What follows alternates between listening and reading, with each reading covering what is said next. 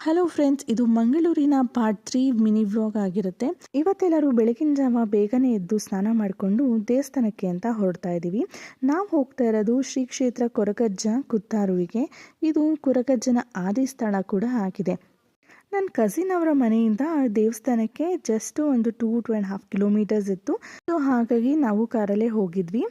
ನೀವು ಯಾರಾದರೂ ಕೊರಗಜ್ಜ ದೇವಸ್ಥಾನಕ್ಕೆ ಭೇಟಿ ಮಾಡಬೇಕು ಅಂತ ಹೇಳಿದ್ರೆ ಟ್ರೈನಲ್ಲಿ ಬರೋರಿದ್ರೆ ಟ್ರೈನಲ್ಲಿ ರೈಲ್ವೆ ಸ್ಟೇಷನ್ ಮಂಗಳೂರು ಜಂಕ್ಷನಲ್ಲಿ ಇಳ್ಕೊಂಡು ಅಲ್ಲಿಂದ ಆಟೋ ಅಥವಾ ಬಸ್ ಯಾವುದಾದ್ರೂ ಮೂಲಕ ನೀವು ಇಲ್ಲಿಗೆ ಬರ್ಬೋದಾಗಿದೆ.